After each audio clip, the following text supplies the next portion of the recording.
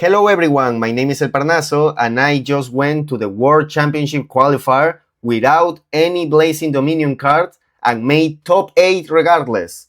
So don't forget to leave a like, subscribe and share the channel with your people so we can grow. Because today we are talking about why. Why did I make this choice? So there's a lot of different reasons to do it. So the first thing that I want to talk about is the historical patterns when it comes to the development of performance when it comes to the continental championships.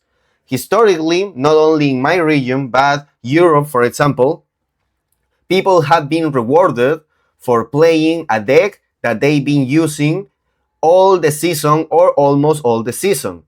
Just 2 years ago, you can see that example when in a format full of snake eyes, sinful spoils, the actual winner was a Sprite Adventure deck. Well, not even a Sprite Adventure, sorry, a pure Sprite deck.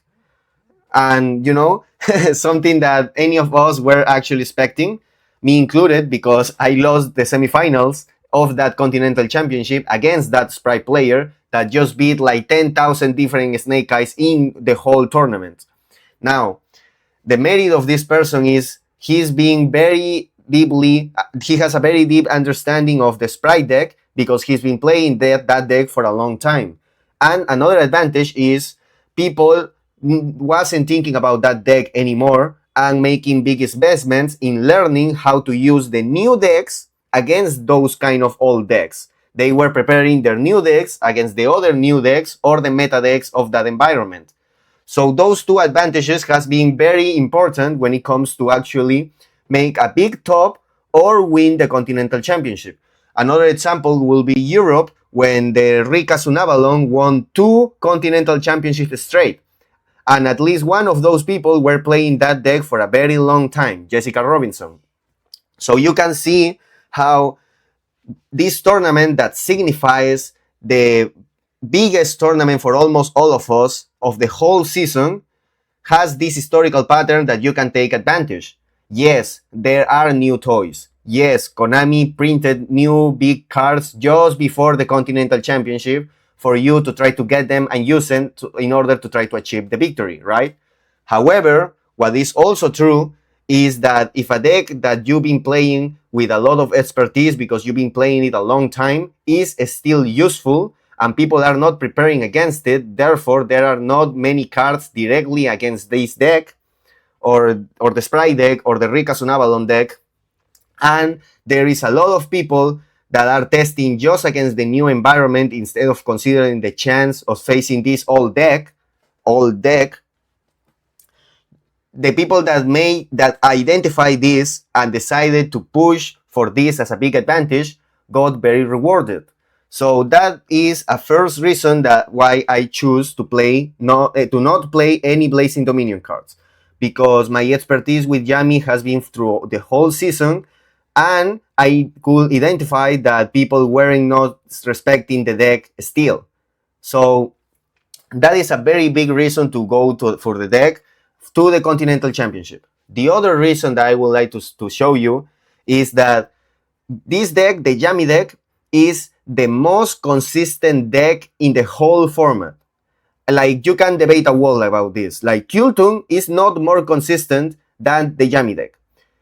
The Yami deck has more one-card starters, more cards that don't need actually combination in order to be starters, and you have the advantage of using your other non-engine cards as way to keep playing the game or to go against different hand traps. Not just one, but different hand traps. I know that you can say that Kultun can use hand traps from the hand as material too. In this case, I can even use non-tuner monsters to make them tuners, just like Mulcharmy Fuwalos, thanks to one of the greatest cards of all time, Salamangreat Almirage, the greatest Salamangreat of all time. So there have been even scenarios when I play around Ghost Ogre and Hydraulis Harmonia, thanks to making normal summon a hand trap to make the Almirage, and then special summoning a Yami. So that is very different than a Kultun getting imperm and then having to use specifically a hand trap of the level to try to leave something and try to keep playing. So That is a very big difference when it comes to consistency. Don't get your facts twisted. When it's all said and done, Yami is the most consistent deck in the format. You can make the argument that the Ember may not be enough, blah, blah, blah, whatever you want. I don't agree with that too.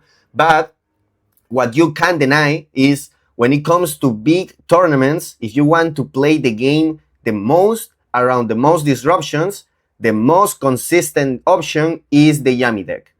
So that is another reason why I decided to go for the deck. It's not only my expertise with the deck, the ignorance about having to be worried about the deck, but how the deck is actually the most consistent of the format, because at the end of the day, in bigger tournaments, you are going to break. At some point, in any way, you are going to break, and you need to be prepared for those kind of situations, to have the most diversified options to actually keep you in the game and or play in the game. Because sometimes even when you break, it's not only you breaking, it's your opponent having hand traps. So, or you going second. Shit like that, okay? So it was another huge factor for me to actually play the Yami deck for the Continental Championship. Again, historical patterns of success when it comes to choosing a deck that you've been playing the whole season, as the Continental Championship means the biggest tournament of the season for almost all of us, right? So it's just a consequent idea of how the nature of the season in Yu-Gi-Oh! Works if you make the historical pattern and the historical review of this sport. And the other reason at this point is Yami Fiensmith being the most consistent deck in the whole format.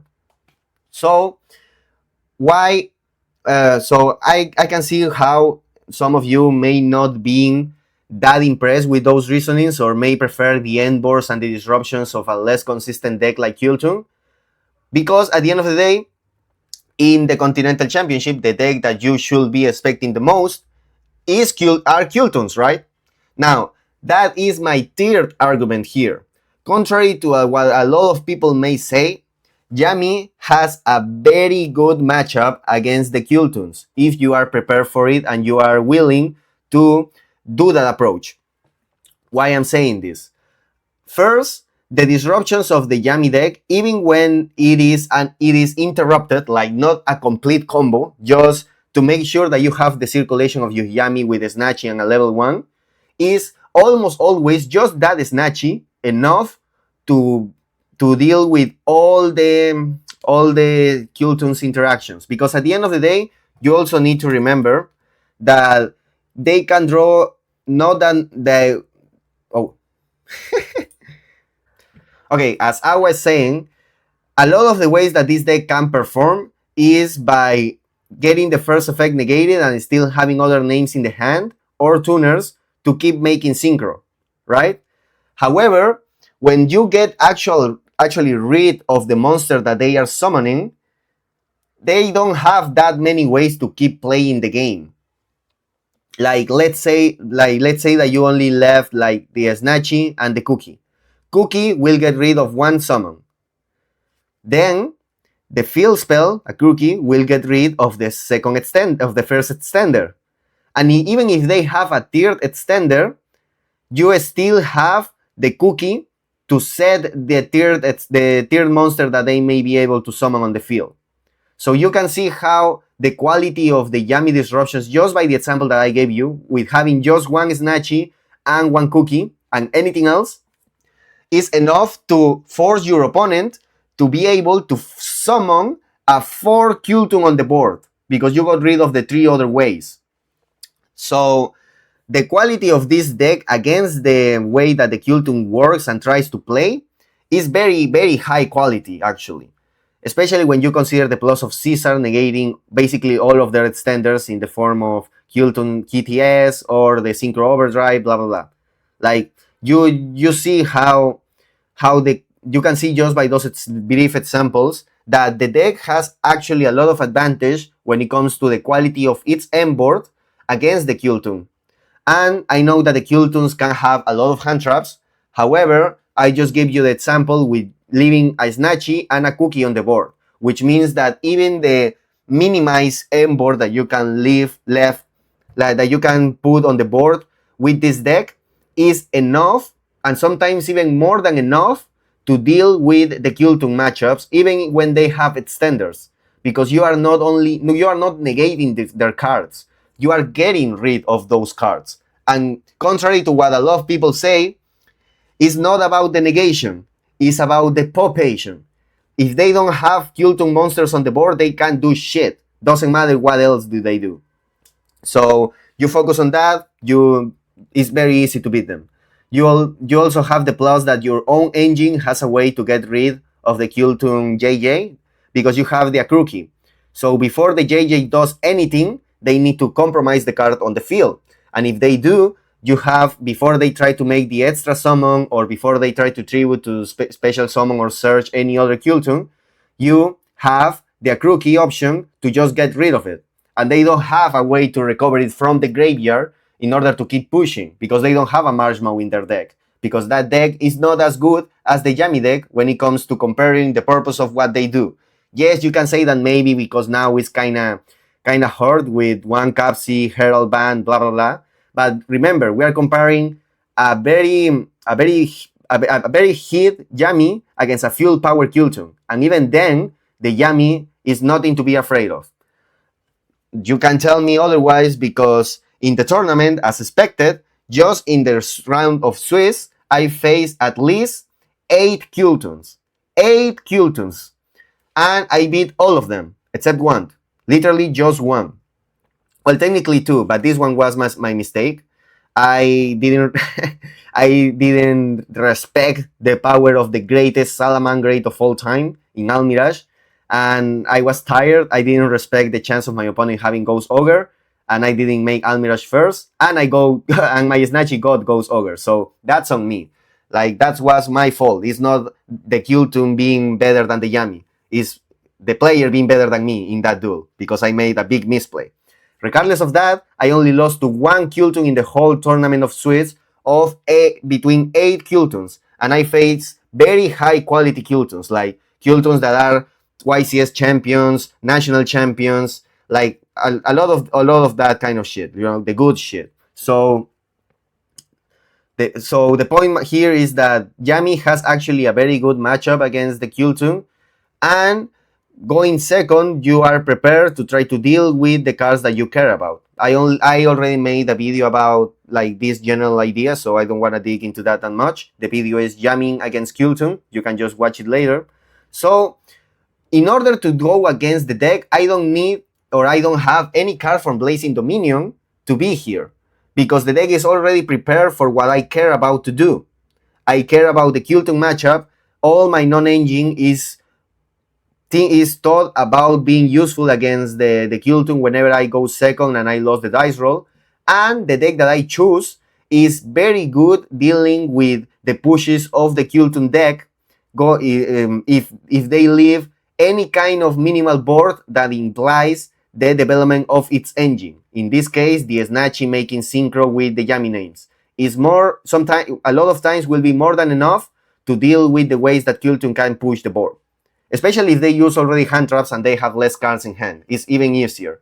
So you can see that there's a lot of reasons not only to play Yami Fiensmith for the Continental Championship, but there are very good reasons also to not play any cards of Blazing Dominion, because another huge factor for me, and a fourth argument when it comes to why I chose Yami Fiensmith, is to not fall under the idea of this new toy syndrome. Like, why I need to force myself to use a new deck that Konami is telling me to do as the eternal rule of the game, if just by the first argument that I told you, historically has been proven that expertise and the ignorance of the competition about this deck that you have the expertise with is a huge factor for a lot of people winning the Continental Championship. Not only making top 8, but actually winning. I already told you the Pure Sprite back in the Snake Eye format in 2024, and the 2 Rika Sunavalons that won 2 consecutive Continental Championships in Europe. So these are just facts. Like also the Kashtira Mirror in the Continental Championship like 3 years ago. like when a Rise Heart was already banned. Like, who cares? At the end, people that play the deck through the whole season and have already those months of experience will be rewarded if they still choose that deck, if they make the good read of the deck still being good. As you can see with Jamie Fiensmith, as you could see before with Pure Sprite in that tournament, or Rika Sunavalon, or Pure Kashtira after Rise Heart got banned. So I think that this idea of the new toy syndrome is very common in Yu-Gi-Oh! And you can take advantage of that if you feel that your environment is completely blind when it comes to understanding the new toy syndrome. Because at the end of the day, we are all humans, right? Like, I had the new toy syndrome when I was trying to make this deck good, like the elf notes.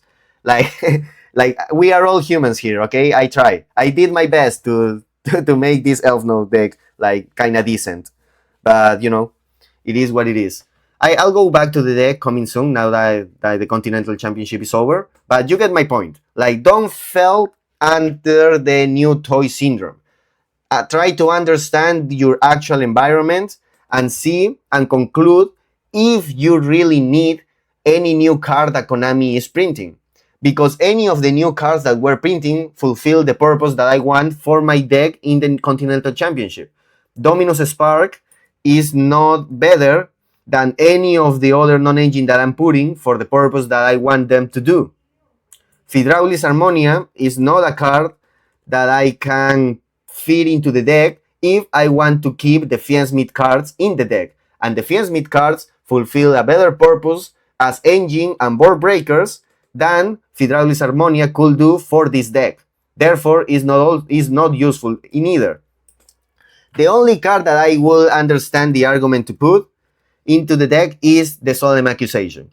I can see putting this as a 4th card in the side deck when you go first. Most likely taking the Obedience. This was kind of fake. Like, the idea of having 2 starters with Trust was good, but you playing Camellia makes the Illusion Gate kinda of an starter too, because it's the second monster that you need to go for the Camellia. So, and the Obedience School have very specific scenarios in order to work. Like, for example, not pushing with the Snatching, because it's the only beast that you can actually special summon as a Link 1 after the Obedience. The Snatching not getting killed by the Kultun or the Crackle, which is very important for this deck. You need to build the deck around the idea of respecting you getting Kultun Clip and Kultun Crackle. Like, that is a must if you want to actually keep playing the deck.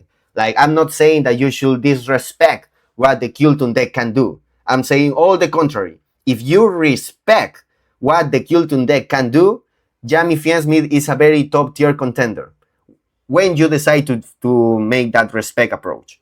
So I can see how Solemn Accusation can be the 4th card because of, this card is just crazy.